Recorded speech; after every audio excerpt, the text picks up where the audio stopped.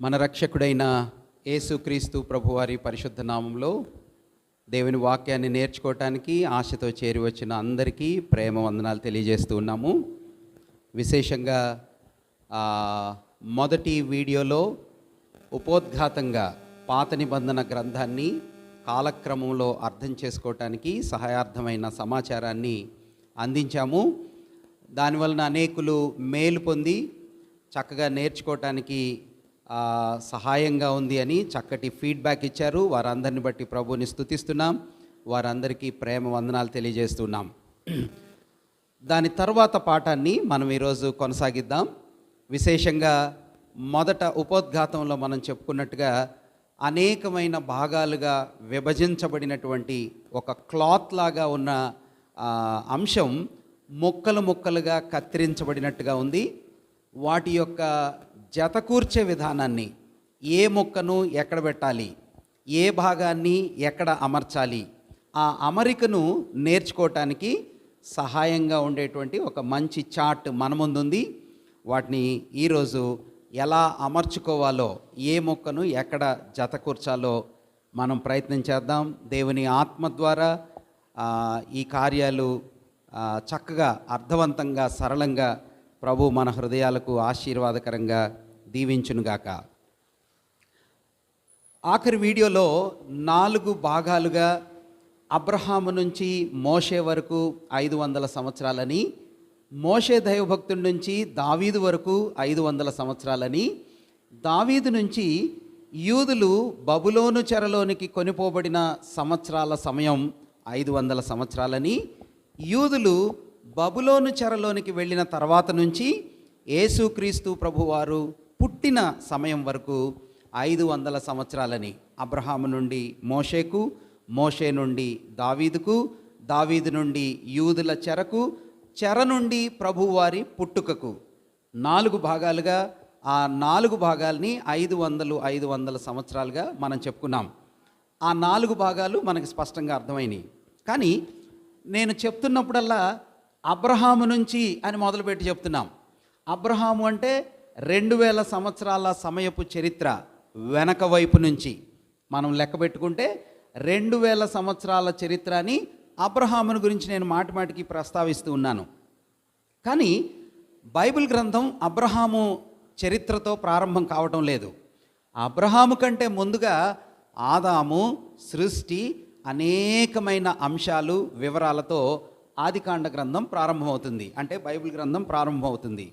మరి అలాగైతే అబ్రహాము కంటే ముందు ఉన్న చరిత్రను గురించిన వివరాలు ఎక్కడున్నాయి? వాటిని గురించినటువంటి వివరాలని మనం మొదట అధ్యయనం చేయాలి. రండి మనం చూద్దాం. షర్ట్ని ముక్కలు ముక్కలుగా జతకూర్చినట్టుగా అని చెప్పాం కదా. అలాగైతే మొదటి ముక్క ఒక కాలర్ లాంటిది, మొదటి భాగం బైబిల్ గ్రంథంలో ప్రథమమైనటువంటి భాగంగా చెప్పుకోదగినటువంటి వాక్య లేఖన భాగం అదేమిటంటే అబ్రహాము చరిత్ర ఆదికాండం 12వ అధ్యాయం నుంచి ప్రారంభమవుతుంది. ఇప్పుడు అబ్రహాము కంటే ముందు భాగం అని చెప్తున్నాం కాబట్టి 12వ అధ్యాయం కంటే ముందు భాగంలోని వివరాలు ఇందులో ప్రస్తావించబడతాయని సులువుగా మనం అర్థం చేసుకోవచ్చు. వాక్య లేఖన భాగంలో ఆదికాండ గ్రంథం 1వ అధ్యాయం నుండి అబ్రహాము చరిత్రను సూచించే 12వ అధ్యాయం వరకు, అంటే ఆదికాండం 1 నుండి ఆదికాండం 11వ అధ్యాయం వరకు, ఈ 11 అధ్యాయాల మధ్యలో 2000 సంవత్సరాల చరిత్ర ప్రస్తావించబడింది అని మనం గమనించాలి. అంటే మొదటి భాగం షర్టులో కాలర్ భాగం లాంటిది అనుకోండి. మన లేఖన భాగాల్లో ప్రథమమైన భాగంగా చెప్పుకోవలసినటువంటి మొక్క అన్నమాట. ఆ మొక్క లేకపోతే ఆ భాగం ఏమిటంటే 2000 సంవత్సరాలను సూచించే చరిత్ర ఆదికాండం 1వ అధ్యాయం నుండి 11వ అధ్యాయం వరకు. అందులో ఏమేం వివరాలు ఉన్నాయో మనం కానీ గమనించగలిగితే మూల పురుషుడిగా చెప్పుకోగలిగిన వ్యక్తి ఆదాము. ఆదాము నుండి అబ్రహాము దాకా 2000 సంవత్సరాల చరిత్రను ఆ 11 అధ్యాయాలు కవర్ చేస్తున్నాయి అని మనం జ్ఞాపకం పెట్టుకోవాలి. అలాగైతే ఆ 11 అధ్యాయాల్లో ప్రాముఖ్యమైనటువంటి అంశాలు ఏమున్నాయి? మరి ఆ ఏమున్నాయో సరళంగా మనకి గుర్తుండేలాగా చెప్పుకోవటానికి పా అనే అక్షరం మీద నేను కొన్ని అంశాలను రాశాను. అవి మీరు వింటున్నప్పుడు సరళంగా ఈజీగా గుర్తుపెట్టుకోవటానికి అవి సహాయంగా ఉంటాయి. మొదటిది, ఆదికాండం 1 నుండి 11 అధ్యాయాల 2000 చరిత్ర సమయంలో, 2000 సంవత్సరాల చారిత్రమైన చరిత్రను సూచించే సమయంలో ఉన్న అంశాలు. నంబర్ 1, మొదటిది పై ప్రపంచాన్ని గురించినటువంటి వివరాలు. పై ప్రపంచం అంటే ఆకాశము, సూర్యుడు, చంద్రుడు, నక్షత్రాలు, మేఘాలు, ఆకాశాన్ని గురించినటువంటి సృష్టి వివరాలు పై ప్రపంచం. రెండవది క్రింది ప్రపంచం, భూమి, సముద్రాలు, కొండలు, నదులు, జంతువులు, పురుగులు, మరి చెట్లు, వీటన్నిటి యొక్క సృష్టి ఆరంభాన్ని గురించినటువంటి వివరాలు ఆదికాండ గ్రంథంలో మనకు కనిపిస్తాయి. కాబట్టి 1 పై ప్రపంచం, 2 క్రింద ప్రపంచం, 3 ప్రథమ మనుష్యులు, ఫస్ట్ హ్యూమన్ బీయింగ్స్ ఎలా వచ్చారు, ఎక్కడి నుంచి వచ్చారు. ప్రథముడుగా చెప్పుకోదగినటువంటి ప్రథమ పురుషుడైనటువంటి ఆదాము, ఆయనకు భార్యగా ప్రభు ఏర్పాటు చేసినటువంటి హవ్వ. ఆదాము హవ్వలు ప్రథములు అని మనం చెప్పుకోవచ్చు. వాళ్ళ యొక్క వివాహం లేకపోతే వాళ్ళ పెళ్ళి. పై ప్రపంచం, క్రింది ప్రపంచం, ప్రథములైన వ్యక్తులు, వాళ్ళ పెళ్ళి, వాళ్ళ వివాహం కూడా చాలా ప్రత్యేకమైనది. కుటుంబంగా దేవుడు ఏర్పాటు చేసినటువంటి ఆ వ్యవస్థ ఎలా ప్రారంభమైంది, భార్య, భర్త, బిడ్డలు, కుటుంబం, ఈ వ్యవస్థ ఎలా ఆరంభమైందో ఈ 2000 సంవత్సరాల సమయంలో ఉన్న లేఖన వాక్య భాగంలో మనం గుర్తించవచ్చు, దాన్ని మనం చూడవచ్చు. వాళ్ళ వివాహం తర్వాత లేకపోతే వాళ్ళ పెళ్ళి తర్వాత వారు పాపములో పడిపోయిన విధానం, పాపము నుండి పతనమైపోయిన రీతి, శాపం భూప్రపంచం మీదకి రావటం. విశేషంగా ఈ సందర్భంలో నేను ఒక చిన్న ఆత్మీయమైన పాఠాన్ని ప్రస్తావించాలని ఆశిస్తూ ఉన్నాను. చాలా సందర్భాల్లో సువార్త చెప్పేటప్పుడు అనేక మంది ఇలా అడుగుతూ ఉంటారు, దేవుడు ఇంత మంచివాడైతే, దేవుడు ఇంత ప్రేమమయుడైతే, దేవుడు అంత దయామయుడు, కనికరం కలిగిన వాడైతే ఈ భూప్రపంచంలో ఈ కన్నీళ్ళు ఎందుకు, క్యాన్సర్లు ఎందుకు, రోగాలు ఎందుకు, డైవర్స్ తీసుకునే విడాకులు ఎందుకు, ఇలా వేదన ఎందుకు ఉంది లోకంలో అని చాలామంది ప్రశ్నిస్తూ ఉంటారు. మరణం ఎందుకు? మనం గమనించాల్సిన సత్యం ఏమిటంటే, దేవుడు ఈ భూప్రపంచం మీద అన్నిటినీ సృష్టించి అన్నీ మంచివి మంచివి మంచివి గుడ్ అని ఆయన సృష్టించాడు. ఆయన సృష్టిలో చెయ్యనిది ఒకే ఒక అంశం. ఆ అంశం ఏమిటంటే మరణం, కన్నీళ్ళు, దుఃఖం, ముళ్ళు, శాపం అనే అంశాలు దేవుడు అసలు ఆయన సృష్టిలో చేయనే లేదు.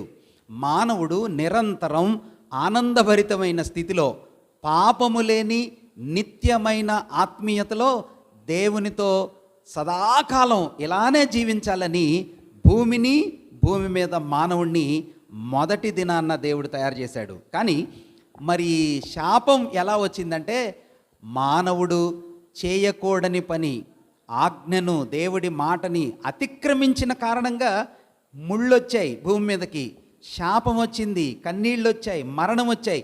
ఇవి మానవుడు కొని తెచ్చుకున్నవే, మానవుడు సంపాదించుకున్నవే, కానీ దేవుడు తయారు చేయలేదు. తిరిగి వాటిని తొలగించటానికి దేవుడు ఒక గొప్ప ప్రణాళికను చేశాడు అనే సత్యాన్ని మనం ఇక్కడ గుర్తించాలి. కాబట్టి ఈ 11 అధ్యాయాల్లో మరి పాపము, దాని వలన కలిగిన పతనము నుండి దేవుని కోపముతో ప్రళయాన్ని పంపించాడు. ఘోరమైన ప్రళయంతో నోవహు దినాలలో భూప్రపంచాన్ని దేవుడు శిక్షించిన విధానాన్ని మనం గమనించాలి. ఆ ప్రళయము వెనక దేవుడు చేసినటువంటి ప్రమాణం, ఇక మళ్ళీ భూమిని నేను నీళ్లతో శిక్షించను అని దేవుడు చేసిన ప్రమాణం మనకు కనిపిస్తుంది.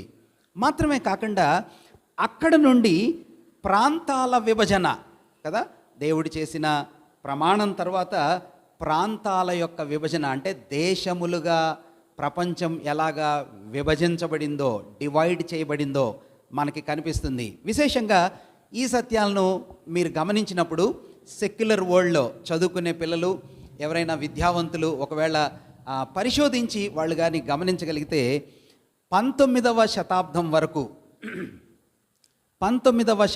వరకు కూడా ప్రపంచవ్యాప్తంగా యూనివర్సిటీస్లో, విద్యాలయాల్లో, విద్యా సంస్థలలో నేర్పించేటటువంటి భాషను గురించి నేర్పించే డిపార్ట్మెంట్స్లో 3 డిపార్ట్మెంట్స్ ఉండేవి. 3 శాఖలు లేక 3 భాగాలు ఉండేవి. 3 శాఖలు ఉండేవి, 3 భాగాలుగా ఉండేవి. ఆ 3 భాగాల పేర్లు ఏమిటంటే షేమైట్స్, హామైట్స్, జాఫైట్స్ కదా. షేమైట్స్, హామైట్స్ అండ్ జాఫైట్స్, ఈ 3 భాగాలే ఉండేవి. మీరు గమనించండి, ఎందుకు ఈ 3 భాగాలే ఉండేవి? షేము సంతానము, హాము సంతానము, యాపేతు సంతానము, ఈ ముగ్గురి వలననే భూప్రపంచంలో జాతులుగా ప్రజలు విస్తరించారు. ఈ ముగ్గురు వ్యక్తులలో నుండే భాషలు ఆవిర్భవించాయి అనే సత్యాన్ని 19వ శతాబ్దం వరకు కూడా మన విశ్వవిద్యాలయాలు ప్రపంచవ్యాప్తంగా ఇండైరెక్ట్గా చాటి చెప్పాయి. 19వ శతాబ్దం తర్వాత కేవలం షేమైట్స్ అనే డిపార్ట్మెంట్ ఒక్కటే ఉంచారు. దాన్ని ఇండో యూరోపియన్ లాంగ్వేజెస్గా గుర్తించి అన్ని భాషల విభజనలను ఆ ఒక్క భాగంలో నుంచే చూపించడానికి మొదలుపెట్టారు. ఏది ఏమైనా వాటన్నిటిని అర్థం చేసుకోవడం మనకి ఇప్పుడు పని కాదు. అవన్నీ బోధించగలిగే క్వాలిఫికేషన్ కూడా నాకు లేదు. కానీ విశిష్టమైన సత్యం ఏమిటంటే నోవహు కుమారులైనటువంటి యాపేతు, హాము, షేము, వీళ్ళ నుండే భాషలు, ప్రాంతాలు, ప్రజలు, జాతులు విభజించబడి భూప్రపంచాన్ని నింపాయి అనే సంగతిని దేవుని వాక్య లేఖన భాగాల్లో నుంచి స్థిరమైన రుజువుగా మనం అర్థం చేసుకోవచ్చు. విశిష్టంగా యాపేతు సంతతి వాళ్ళు భూప్రపంచంలో సముద్ర తీర ప్రాంతాల్లో ఉండే స్థలాలను ఆక్రమించుకున్నారని లేక వ్యాపించారని, వాళ్ళని యూరోపియన్ పీపుల్, ఐరోపా ఖండ ప్రజలుగా దేవుని వాక్యం సెలవిస్తుంది. ఆ దేవుని వాక్యం సెలవించే భాగాలనే ప్రపంచంలో మనం రుజువుగా చూడగలం కదా. యూరోపియన్స్ అంటే తెల్లగా ఉంటారే వాళ్ళు. జర్మనీ, ఫ్రాన్స్, పోలాండ్, రష్యా, ఈ భాగాల పేర్లు గోమేర్ అని, ఆ తర్వాత మాగోగ్ అని, మాదయ్ అని, యావాన్ అని, ఆ తర్వాత తొగర్మా అని, ఎలీషామా, తర్షీషు, ఈ భాగాలన్నీ వాక్యలేఖన భాగంలో ఆదికాండ గ్రంథం 10వ అధ్యాయంలో మనం స్పష్టంగా చూడగలం. యాపేతు సంతతి వారు సముద్ర తీర ప్రాంతాలను తీసుకుంటూ లేకపోతే వాటిని ఆక్యుపై చేస్తూ ఐరోపా ఖండ ప్రాంతాన్ని నింపారు అని మనం గమనించవచ్చు. హాము సంతతి వారు క్రింద భాగమైనటువంటి ఆఫ్రికా ప్రాంతాన్ని ఆక్రమించుకుంటూ వాళ్ళు పట్టణాలను అభివృద్ధి చేస్తూ షీనారు, బాబేలు, ఆ తర్వాత అషూరు, నినివే, ఈ ప్రాంతాలను హాము సంతతిలో నుంచి వచ్చినటువంటి పరాక్రమవంతులు, సిటీస్ని కట్టేవాళ్ళు, పట్టణాలను, నగరాలను కట్టినటువంటి అనుభవాల్ని లేఖన వాక్య భాగంలో మనం చూస్తున్నాం. చదువుకునే పిల్లలు, మరొకసారి విద్యావంతులైన వారు తెలిసిన విషయం, గమనికలో ఉన్న విషయం ఏమిటంటే బాబిలోనియన్ సివిలైజేషన్, బబులోను సంస్కృతి అనేది ప్రపంచవ్యాప్తంగా మొదటి సంస్కృతి అని మనం గుర్తిస్తాం. అది అందరికీ తెలుసు. ఎక్కడి నుంచి వచ్చింది ఇది అంటే, ఇదిగో హాము సంతతిలో నుంచి బబులోను లేకపోతే బాబేలు అనే స్థలం దగ్గర మెసొపొటేమియా అనే ఏరియాలో అక్కడ నాగరికత ఆవిర్భవించింది అనే సత్యాన్ని బైబిల్ స్పష్టంగా తెలియజేస్తుంది. కాబట్టి నగరాలను డెవలప్ చేస్తున్నవారు హాము సంతతి వారు, సముద్ర తీరాలను ఆక్యుపై చేసుకుంటున్న వారు యాపేతు సంతతి వారు. వారి తర్వాత షేము సంతతి వారు అనగా ఆసియా ప్రాంతపు వాసులు కొండ ప్రాంతాలను, మధ్య భూభాగంలో ఉండే స్థలాలను వారి ద్వారా ఆ స్థలాలు ఆక్యుపై చేయబడ్డాయి లేకపోతే వారు వ్యాపించారు అనే సత్యాన్ని ఆదికాండ గ్రంథం 10వ అధ్యాయంలో మనం స్పష్టంగా చూడగలం. మీ కొరకు అంటే వింటున్నటువంటి దేవుని పిల్లల కొరకు ఈ ముగ్గురు 3 భూభాగాలను, ఐరోపా ఖండాన్ని యాపేతు, ఆఫ్రికా ఖండాన్ని హాము సంతానము, మరి తిరిగి ఆసియా ఖండమంతటిని షేము సంతానము.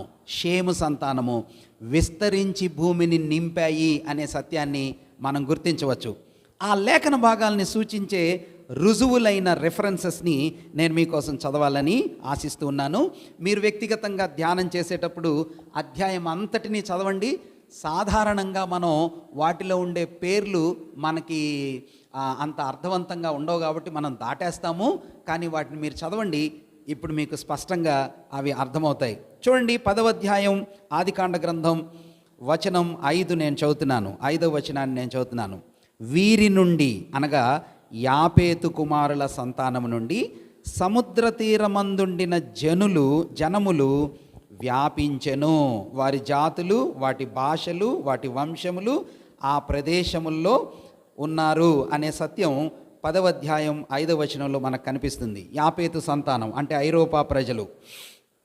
ఆదికాండ గ్రంథం 10వ అధ్యాయం చూడండి 11వ వచనంలో, 10వ అధ్యాయం 11వ వచనంలో ఆ దేశము నుండి అష్షూరుకు బయలుదేరి వెళ్ళి నినివేను రహోబోతీరును కాలహును, నినివేకును కాలహునుకు మధ్యనున్న రెసెనును కట్టించెను. ఇదే ఆ మహాపట్టణము. 10వ వచనంలో కూడా కల్నే అనే పట్టణములు అతని రాజ్యమునకు మొదలు. పట్టణాలను కట్టి విస్తరిస్తున్నటువంటి డెవలప్మెంట్ హాము సంతానం ద్వారా జరిగింది అని మనం ఇక్కడ గమనించవచ్చు. 10వ అధ్యాయం 30-31 వచనాలు. 30వ వచనంలో ఏమనుందంటే, మేషా నుండి సపారాకు వెళ్ళు మార్గములోని తూర్పు కొండలు వారి నివాసములు. ఎవరాళ్ళు? షేము సంతానం. 3వ వాడుగా ప్రస్తావించబడిన షేము సంతానపు ప్రజలు తూర్పు కొండలలో వ్యాపిస్తూ విస్తరించారు అని ఇక్కడ మనకు కనిపిస్తుంది. ఆశ్చర్యమైన విషయం ఏమిటంటే, ఈ షేము సంతానములో పుట్టినటువంటి పెలెగు అనే వ్యక్తి పుట్టినప్పుడు భూమి దేశములుగా విభజించబడింది అనే మాటను కూడా మనం ఇక్కడ గమనించగలం. 10వ అధ్యాయం 25వ వచనం, ఆదికాండం 10:25. వారిలో ఒకని పేరు ఎబెరుకు 2 కుమారులు పుట్టిరి. వారిలో ఒకని పేరు పెలెగు. ఏలయనగా అతని దినములలో భూమి దేశములుగా విభజించబడెను. ప్రియమైన దేవుని పిల్లరా, ఈరోజు ప్రజెంట్ టైంలో భూప్రపంచంలో ఉన్న దేశాల పేర్లన్నీ లెక్క పెడితే అట్లాస్లో పాత దినాల్లో 195 అనేవాళ్ళు. అది కొన్ని సంవత్సరాల తర్వాత పెరిగి 197 అన్నారు. ఇప్పుడు 217 అంటున్నారు.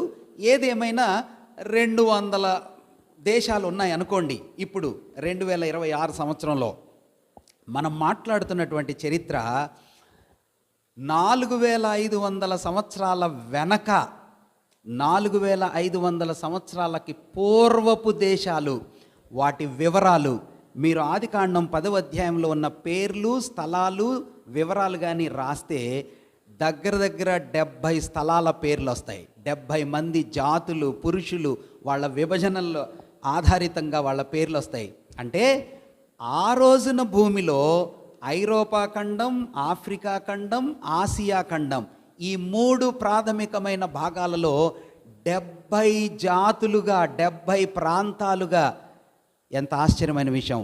ప్రపంచమంతటినీ కవర్ చేసేటటువంటి సమాచారం ఆదికాండం 10వ అధ్యాయంలో రాయబడింది. ఇది కథనా, కల్పితమా, లేకపోతే ఇది ఎవరైనా ఊహించి గానం చేసిందా? లేదు. బబులోను సంస్కృతి నుంచి విశేషంగా చదువుకునే పిల్లలు, రీసెర్చర్స్ ఎవరైనా ఉంటే ఎరకు అనే మాట మీకు కనిపిస్తుంది. 10వ అధ్యాయం 10వ వచనంలో ఎరకు అనే స్థలంలో మొదటి రిటన్ స్క్రిప్ట్, రాయబడినటువంటి లిఖితపూర్వకమైన ఆర్కియలాజికల్ ప్రూఫ్స్ ఈ స్థలంలోనే దొరికాయి. మెసొపొటేమియా ప్రాంతంలో, అంటే ఇరాక్ ప్రాంతంలో ప్రాథమికమైన రిటన్ స్క్రిప్ట్స్ అక్కడే దొరికాయి అని సెక్యులర్ వరల్డ్లో మనం చూడగలం. అలాగైతే దేవుని వాక్యం స్థలాలను, వివరాలను, సంఘటనలను రుజువులతో సూచించి మనకు తెలియచేసే అద్భుతమైన దైవవాక్యం అని మనం గుర్తించాలి. మంచిది. ఇలాగున ప్రాంతాలు, వారి భాషలు, అంటే వరుస క్రమంలో చెప్తే ఈ 11 అధ్యాయాల్లో పై ప్రపంచం, క్రింద ప్రపంచం, ప్రథములు, వాళ్ళ పెళ్ళి, వాళ్ళ వలన జరిగిన పాపం, దాని నుంచి పతనం, పతనం నుంచి ప్రళయం, ప్రళయం నుంచి అనేకమైన ప్రాంతాలకు వాళ్ళు వ్యాపించటం, దేవుని యొక్క ప్రమాణం, ఆ వ్యాపించిన ప్రజల మధ్యలో వివిధ రకాలైనటువంటి భాషల విస్తీర్ణం, ఇదంతా కూడా ఆదికాండం 1 నుండి 11 అధ్యాయాల మధ్యలో 2000 సంవత్సరాల చరిత్రను సూచించే భాగంగా మొదటి భాగం అని మనం గుర్తుపెట్టుకోవాలి. దీనిలో మూల పురుషుల్ని మనం కానీ చెప్పుకుంటే ఆదాము నుంచి అబ్రహాము వరకు అని మనం చెప్పాలి.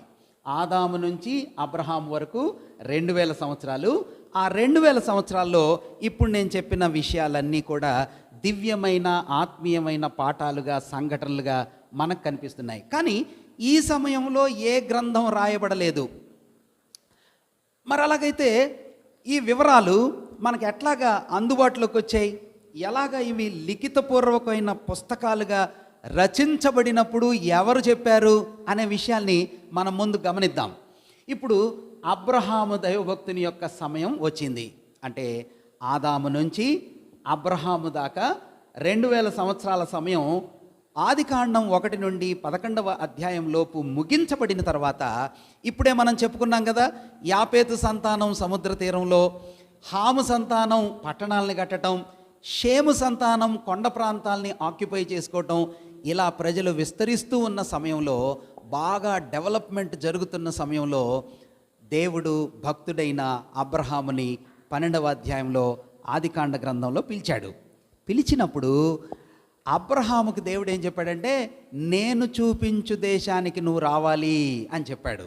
నీ ప్రాంతాన్ని, నీ డెవలప్మెంట్ని, నీ పట్టణాలని, నీ బంధువుల్ని, మీ పెదనాన్నలు, మీ చిన్నాన్నలు, మీ కజిన్లు అందరూ కొండల మీద ఇల్లులు కట్టుకుంటా, బిల్డింగులు కట్టుకుంటా, సముద్రాలలో కట్టుకుంటున్నటువంటి ఈ ప్రజలను నువ్వు విడిచిపెట్టి, భూమిని నమ్మి భూమిపైన డెవలప్ అవ్వాలి అని ఆశిస్తున్నటువంటి ఈ ప్రజలను నువ్వు విడిచిపెట్టి నా మీద నమ్మకంతో నేను చూపించే దేశానికి నువ్వు రావాలి అని దేవుడు అబ్రహామును పిలిచినప్పుడు అబ్రహాము దైవభక్తుడు అనుకున్నాడు.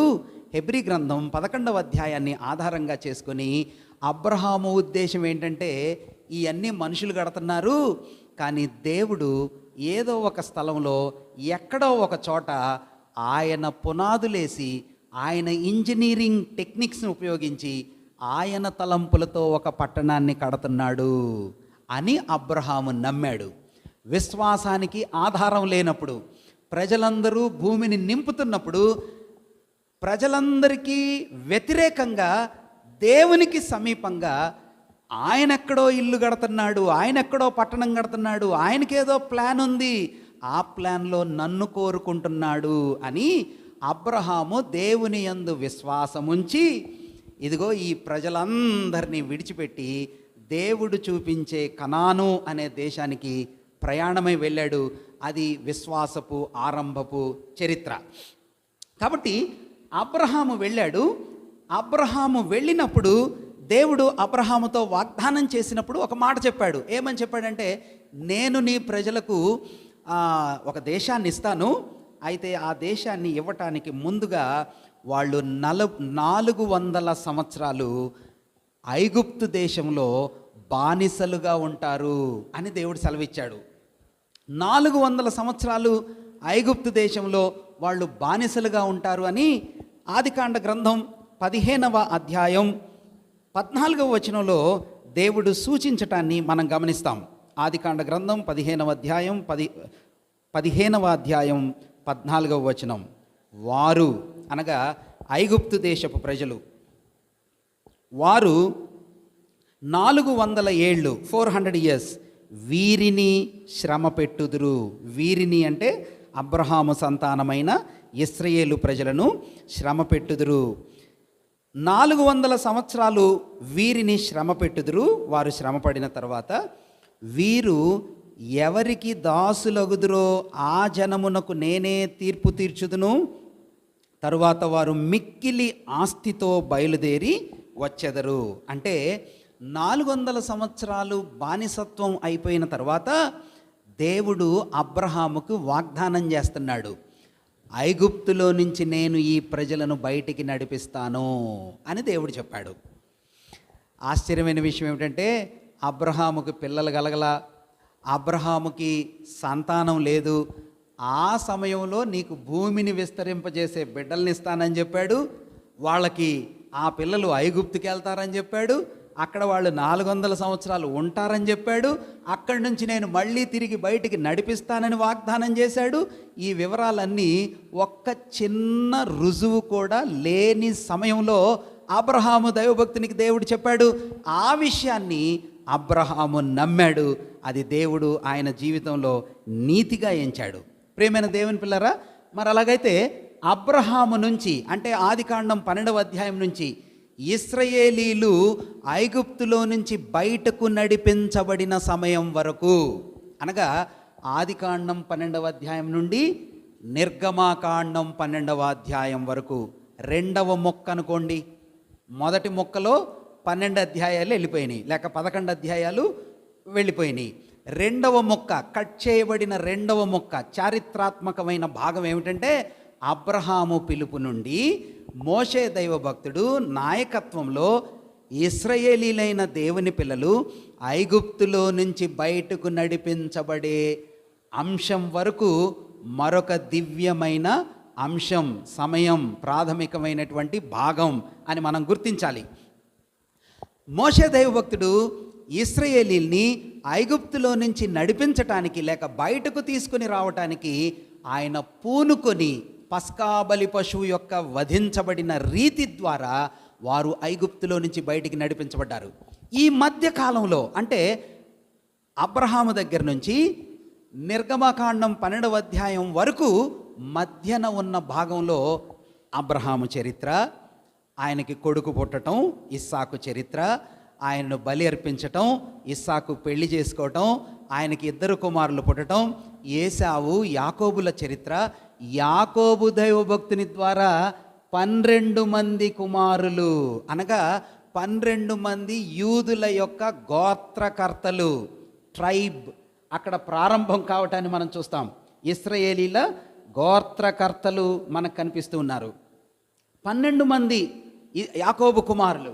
ఇదిగో ఈ సమయంలోనే ఆ 12 మంది 70 మందిగా కుటుంబ సమేతాలుగా యోసేపు ఐగుప్తు దేశంలో ఫరోకి 2వ స్థానంలో అధినేతగా ఉన్న సమయంలో వారందరూ వెళ్ళారు అనే సత్యాన్ని మనం గుర్తించగలుగుతాం. ఆ వివరాలు, ఆ అంశాలు, ఆ సత్యం మనకెక్కడ కనిపిస్తుందంటే, మీరు కానీ గమనిస్తే నిర్గమకాండం 1వ అధ్యాయం 2-3 వచనాల్లో యాకోబు గర్భమున పుట్టిన వారందరూ 70 మంది. ఆ 70 మంది ఐగుప్తుకు వెళ్ళారు. ఐగుప్తులో 70 మంది కుటుంబీకులు 6 లక్షల కాల్బలంగా, లేక దగ్గరగా ఇంచుమించుగా 10 లక్షల మంది ప్రజలుగా వారు ఐగుప్తు దేశంలో విస్తరించారు. అక్కడ నుండి మోషే భక్తుడు పుట్టటం, ఆయన నాయకత్వంలో ఫరో పైన 10 తెగుళ్ళు దేవుడు చేయటం, ఆ 10 తెగుళ్ళ తర్వాత ఆఖరి తెగులు ద్వారా ఫరో వారిని బయటకు వెళ్ళమని చెప్పటం, వారు విడిపించబడి నిర్గమకాండం 12వ అధ్యాయంలో ఐగుప్తులో నుంచి బయటికి వారు నడిపించబడిన చరిత్ర మనం గుర్తించగలుగుతున్నాం. కాబట్టి అబ్రహాము నుంచి మోషే వరకు 500 సంవత్సరాల చరిత్ర, అబ్రహాము చరిత్ర, 400 సంవత్సరాల బానిసత్వపు చరిత్ర, 500 సంవత్సరాల చరిత్ర అక్కడ కవర్ అవుతున్నట్టుగా మనం చూడగలం. ఇప్పుడు ఒక నూతనమైన ప్రారంభం మనకు కనిపిస్తుంది. ఎక్కడి నుంచి? నిర్గమకాండ గ్రంథం 12వ అధ్యాయం నుంచి. అబ్రహాము యొక్క ప్రారంభం ఆదికాండం 12వ అధ్యాయం నుంచి.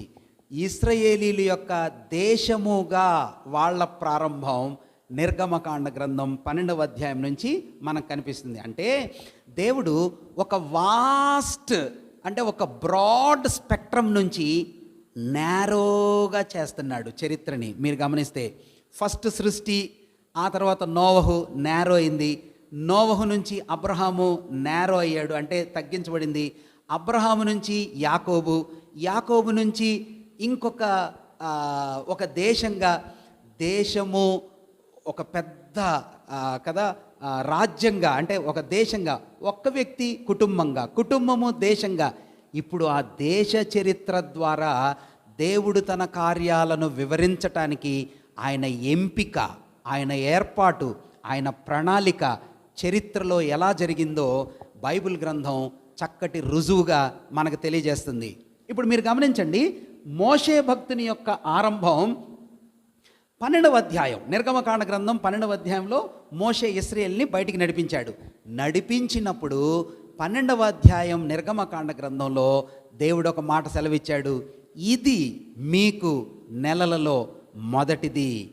ఇది మీకు నెలలో మొదటిది అంటే ఏంటండి?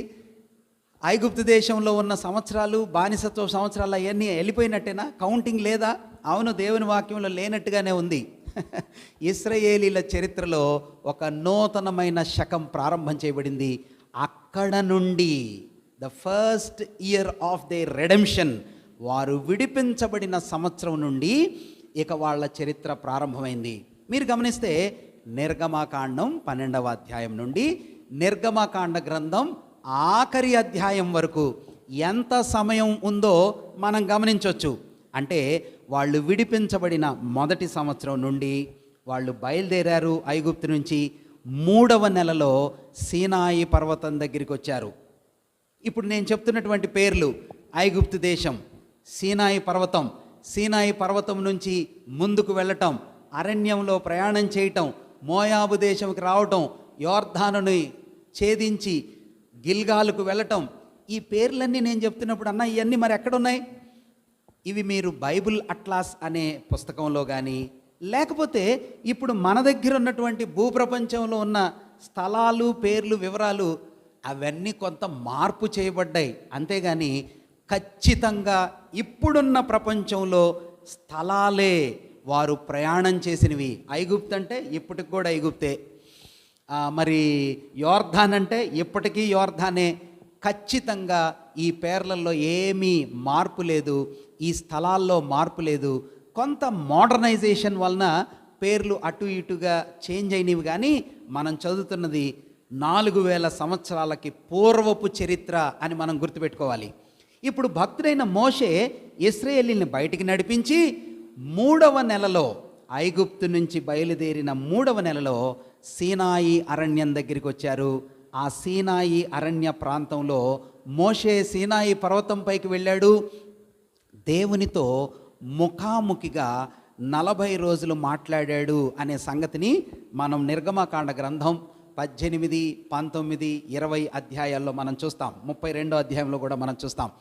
ఇంతకీ అన్న మరి ఆది కాండాన్ని గురించిన వివరాలు, ఆదామును గురించిన వివరాలు, ప్రళయాన్ని గురించిన వివరాలు, హనోకు దేవునితో నడిచిన వివరాలు, నోవహు కుమారుల వివరాలు ఆ సమయంలో ఏ గ్రంథం రాయబడలేదన్నారు?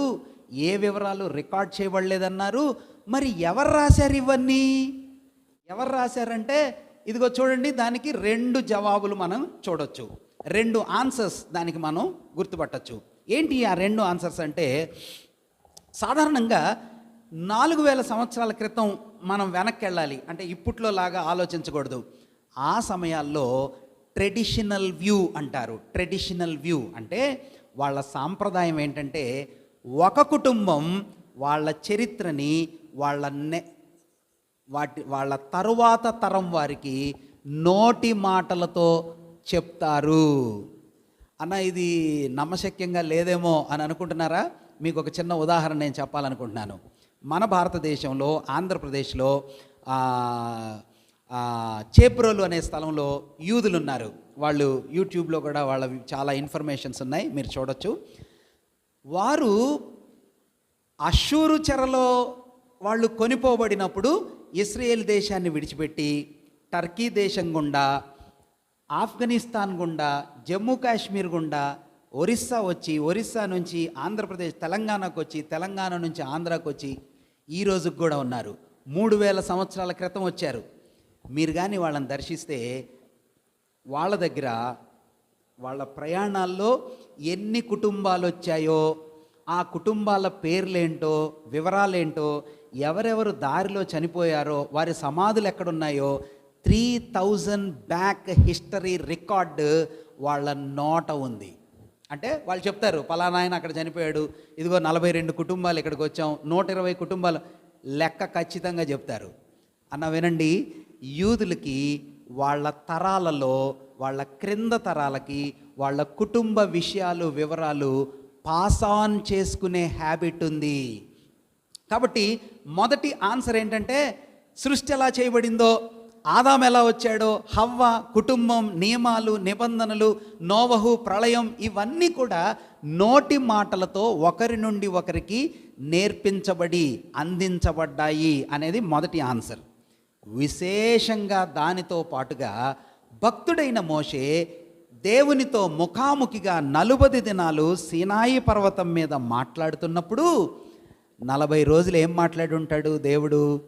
ఏం మాట్లాడుంటాడంటే, ఆయనను గురించినటువంటి ప్రత్యక్షతలు చెప్పటానికి 40 డేస్ దేవుడైన యెహోవా భక్తుడైన మోషేకి ఆయన జరిగించిన సృష్టి, ఆదికాండంలో వివరాలు, అబ్రహాముని ఎంచుకున్న వివరాలు, నోవహుకు చేసిన వివరాలు. అందుకనే దేవుడు మోషేకి ప్రత్యక్షమైనప్పుడు మండుచున్న పొదలో హోరేబు కొండపైన ఏమని చెప్పాడంటే, నేను మీ దేవుడైన అబ్రహాము, ఇస్సాకు, యాకోబుల దేవుణ్ణి. అంటే మోషేకి వాళ్ళ పితరులు తెలుసు, వాళ్ళ చరిత్ర తెలుసు. ఇప్పుడు దేవుడు తనను తాను ఎలా పరిచయం చేసుకుంటున్నాడంటే, మీ ఫోర్ ఫాదర్స్ దేవుణ్ణి నేను. వెంటనే మోషే భక్తుడు గుర్తుపట్టి చెప్పులు ఇప్పి భయపడి సాష్టాంగ నమస్కారం చేసి మొహం కప్పుకున్నాడు. కాబట్టి దేవుడు తనను తాను ప్రత్యక్షం చేసుకొని ఆయన వివరాలను స్పష్టంగా తెలియచేయటం కొరకు 40 డేస్ సీనాయి పర్వతం మీద దేవుడే ప్రత్యక్షంగా వెల్లడి చేశాడు అనేది రెండవ జవాబు. మీరు ఏ ఆన్సర్ని యాక్సెప్ట్ చేస్తారో నాకు తెలియదు, కానీ నేను రెండవ ఆన్సర్ని అంగీకరించే గ్రూప్కి చెందినవాడిని. అంటే దేవుడు సీనాయి పర్వతం మీద మోషేకి అన్ని పోసగుచ్చినట్టుగా వివరించాడు అనేది మనం అర్థం చేసుకోవచ్చు. అందువలన మోషే సమయంలో ఆదికాండ గ్రంథం యొక్క వివరాలు రికార్డ్ చేయబడ్డాయి. 2, నిర్గమకాండ గ్రంథం యొక్క వివరాలు భక్తుడైన మోషే రికార్డ్ చేశారు. ఎలా చెప్పగలమంటే, ఇప్పుడు నిర్గమకాండం 12వ అధ్యాయంలో వాళ్ళు మొదటి సంవత్సరం మొదటి నెల 14వ తారీఖున ఐగుప్తులో నుంచి బయలుదేరారు అని నిర్గమకాండ గ్రంథంలో మనకు కనిపిస్తుంది. చూడండి, నిర్గమకాండ గ్రంథం మరి 19వ అధ్యాయంలో, నిర్గమకాండ గ్రంథం 19:3లో మనకేం కనిపిస్తుందంటే, వారు బయలుదేరిన 3వ నెలలో వాళ్ళు సీనాయి పర్వతం దగ్గర దిగారు అనే సత్యాన్ని మనం గుర్తిస్తాం. మొదటి నెలలో ఐగుప్తు నుంచి బయలుదేరారు, 3వ నెలలో సీనాయి పర్వతం దగ్గర ఉన్నారు. 40 రోజులు పైకి వెళ్ళాడు, పర్వతం దగ్గర ప్రత్యక్షతలు పొందాడు, కిందకు వచ్చాడు. దేవుడు ప్రత్యక్ష గుడారాన్ని కట్టమని భక్తుడైన మోషేకి సూచించాడు. ఆ ప్రత్యక్ష గుడారాన్ని నిర్మాణం చేసి కట్టి దాని పనంతా పూర్తి ఎప్పుడు చేశారో నిర్గమకాండ గ్రంథం 40వ అధ్యాయం 17వ వచనంలో మనం చూస్తాం. నిర్గమకాండ గ్రంథం 40వ అధ్యాయం 17వ వచనం, 2వ సంవత్సరమున, అంటే వాళ్ళు బయలుదేరిన 2వ సంవత్సరమున మొదటి నెలలో మొదటి దినమున మందిరము నిలవబెట్టబడెను. అంటే 2 సంవత్సరాల కాల సమయ సూచనలు, అంటే 2 ఇయర్స్ యొక్క రెఫరెన్స్లో ఈ 2 సంవత్సరాలంటే మొదటి సంవత్సరం బయలుదేరారు, 2వ సంవత్సరం కల్లా కట్టారు. అంటే టైం పీరియడ్ 1 సంవత్సరం పాటు అనమాట. ఆ 1 సంవత్సరపు కాల వ్యవధిలో నిర్గమకాండ గ్రంథం యొక్క వివరాలు లిఖించబడ్డాయి. లేక 1 సంవత్సరపు కాల వ్యవధిలో నిర్గమకాండ గ్రంథం యొక్క సంగతులన్నీ రాయబడ్డాయి అనే సత్యాన్ని మనం గుర్తించాలి. నిర్గమకాండ గ్రంథం నుంచి మరి లేవియాకాండం ఎప్పుడు రాయబడిందంటే, మనం గమనిస్తే సంఖ్యాకాండ గ్రంథంలో 10వ అధ్యాయం, సంఖ్యాకాండ గ్రంథం 10వ అధ్యాయం 11వ వచనంలో 2వ సంవత్సరము 2వ నెల 20వ తేదీని మేఘము సాక్ష్యపు మందిరము మీద నుండి పైకెత్తబడను కనుక ఇశ్రాయేలీలు సీనాయి అరణ్యములో నుండి ప్రయాణములు చేయసాగిరి. చూడండి, 2వ సంవత్సరం 2వ నెల సీనాయి పర్వతం దగ్గర నుంచి ముందుకెళ్తున్నారు. 2వ సంవత్సరం 1వ నెల మందిరాన్ని కట్టడం ముగించారు. ఇప్పుడు 1వ నెలకి 2వ నెలకి మధ్యలో ఉన్న సమయం లేవ్యాకాండ గ్రంథపు సమయం.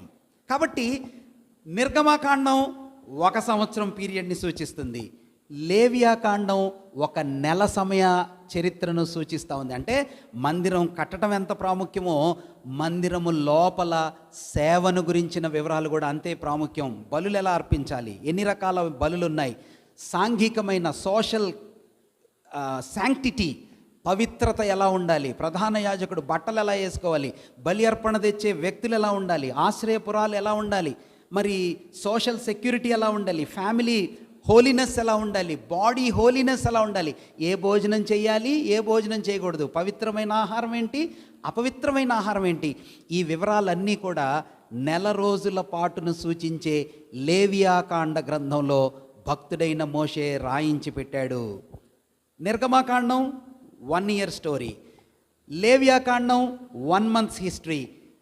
సంఖ్యాకాండ గ్రంథాన్ని ఇప్పుడు మనం చూస్తే 3వ నెల 2వ సంవత్సరం లేక 2వ సంవత్సరం 3వ నెలలో సీనాయి పర్వతం నుంచి ప్రయాణం మొదలుపెట్టి ఎక్కడికి వచ్చారంట, ప్రయాణాన్ని ముగించే దగ్గరకు వచ్చారు. అంటే కనాను దేశపు సరిహద్దుల్లోకి వచ్చారు. వచ్చేటప్పటికే ఎన్ని రోజులు టైం పట్టిందో భక్తుడైన మోషే ద్వితీయోపదేశకాండ గ్రంథంలో ఆ మాటని ప్రస్తావిస్తున్నారు. నేను మీకోసం చదువుతున్నాను. ద్వితీయోపదేశకాండ గ్రంథం 2వ అధ్యాయం 14వ వచనం. ద్వితీయోపదేశకాండ గ్రంథం 2వ అధ్యాయం 14వ వచనం మధ్యలో నుంచి నేను చదువుతున్నాను. అనగా యెహోవా వారిని గూర్చి ప్రమాణము చేసినట్లు సైనికులైన ఆ మనుష్యుల తరము వారందరూ సేనలో ఉండకుండా నశించు వరకు మనము నడిచిన కాలము 38 సంవత్సరములు కదా, 38 సంవత్సరాలు, 38 years. సంఖ్యాకాండంలో సీనాయి పర్వతం దగ్గర నుంచి 2వ సంవత్సరం 2వ నెలలో ప్రయాణం మొదలుపెట్టి 38 సంవత్సరాలు అరణ్యంలో చుట్టూ తిరిగి 40వ సంవత్సరం లేక 38 years తర్వాత యోర్దాను మైదాన ప్రాంతంలో, మోయాబు మైదాన ప్రాంతంలో ఇశ్రాయేలీలు చేరుకున్నారు. అంటే సంఖ్యాకాండం 38 years హిస్టరీని సూచిస్తూ ఉంది. నిర్గమకాండం 1 year, లేవ్యాకాండం 1 month, సంఖ్యాకాండం 38 years 38 సంవత్సరాల చరిత్రను సూచిస్తూ ఉంది. మరి ఏ ఏరియాస్ తిరిగాడు, ఏ ఊర్లలో వీళ్ళు ప్రయాణం చేసుకుని వెళ్ళారంటే మనం గమనిస్తే ఇప్పుడు మనం విజయవాడ నుంచి చెన్నై వెళ్ళాలని చెప్తే విజయవాడ, గుంటూరు, ఒంగోలు, మరి ఆ తర్వాత నెల్లూరు ఇట్లా చెప్పుకుంటాం కదా. అలాగా సంఖ్యాకాండం 33వ అధ్యాయం, సంఖ్యాకాండం 33వ అధ్యాయంలో 40 స్థలాల పేర్లని భక్తుడైన మోషే రికార్డ్ చేయటాన్ని మనం చూస్తామంటే వాళ్ళు బయలుదేరిన స్థలం నుంచి 40 ప్రాంతాలను క్రాస్ చేసుకుంటూ యోర్దాను మైదాన ప్రాంతం లేక కనాను దేశ సరిహద్దులను చేరుకున్నారు. ఆ 38 సంవత్సరాలు ఏ మార్గాల్లో వెళ్ళారో, ఏ టెన్షన్లు అనుభవించారో, ఎవరెవరు కొట్టుకున్నారో, ఎవరెవరు ఎదురు తిరిగారో, ఎలా తిరుగుబాటు చేశారో, దేవుడు ఎలా శిక్షించాడో, ఎవరెవరు నశించిపోయారో, ఎవరెవరు ఆశీర్వదించబడ్డారో, ఈ ప్రయాణాల పట్టిక వివరాలు మ్యాక్సిమం పీరియడ్ని కవర్ చేసేటటువంటి చారిత్రాత్మకమైన గ్రంథం సంఖ్యాకాండ గ్రంథం అని మనం గుర్తించాలి. మరి అక్కడికి చేరిన తర్వాత మోషే భక్తుడు 40వ సంవత్సరం అంటే ఇశ్రాయేలీలు ఐగుప్తు నుంచి మొదలైన తర్వాత 40వ సంవత్సరం 11వ నెలలో కనాను దేశం యొక్క సరిహద్దుల్లో ఇక మోషే దైవభక్తుడు చనిపోబోతున్నాడు. అది ఇక ఆయన ఆఖరి నెల. ఆ ఆఖరి నెలలో ఆ ప్రయాణాన్ని, ఆ జరిగిపోయిన సంఘటనలంతా గుర్తు చేసుకుంటూ దేవుని పిల్లలైన తన ప్రజలకు జాగ్రత్తగా ఉండాలి అని రెండోసారి సూచిస్తూ తన ఆఖరి మాటలుగా చెప్పినటువంటి గ్రంథం ద్వితీయోపదేశకాండ గ్రంథం. 11వ నెలలో వాళ్ళు వచ్చారు. 11వ నెలలో భక్తుడైన మోషే నేర్పించి వాక్యాన్ని, ధర్మశాస్త్రాన్ని, వివరాలన్నింటినీ రిపీట్ చేసి నేర్పించి నెబో పర్వతం ఎక్కి చనిపోయాడు. 30 రోజులు సంతాప దినాలు గడిపారు. 41వ సంవత్సరం యోర్ధానుని దాటి గిల్గాలులో మొదటి పస్కాను ఆచరించారు అని యెహోషువ గ్రంథం 5వ అధ్యాయంలో మనం చదువుతాం. అంటే దాని అర్థం 40వ సంవత్సరం 11వ నెలలో మోషే దేవుని పిల్లలకు నేర్పించి మృతి చెందారు. 30 రోజులు సంతాప దినాలు గడిపారు. Next year first month 14th day పస్కాను వాళ్ళు ఆచరించారు. దీనితో మనకి ఎన్ని గ్రంథాలు కవర్ అయినాయి అంటే ఆదికాండ గ్రంథం, నిర్గమాకాండ గ్రంథం, లేవియాకాండ గ్రంథం, సంఖ్యాకాండ గ్రంథం, ద్వితీయోపదేశకాండ గ్రంథాల వివరాలు భక్తుడైన మోషే ద్వారా రాయబడ్డాయి అనే సత్యాన్ని మనం గుర్తించాలి. వాటి తర్వాత యెహోషువ గ్రంథం, న్యాయాధిపతుల గ్రంథం ఎలాగా రాయబడ్డాయో మరొక సందేశంలో మనం ధ్యానం చేద్దాం. ప్రభు ఈ విన్న మాటలు దేవుని ఆత్మ ద్వారా మనందరి వినికిడిలో దీవించునుగాక. ఆమెన్.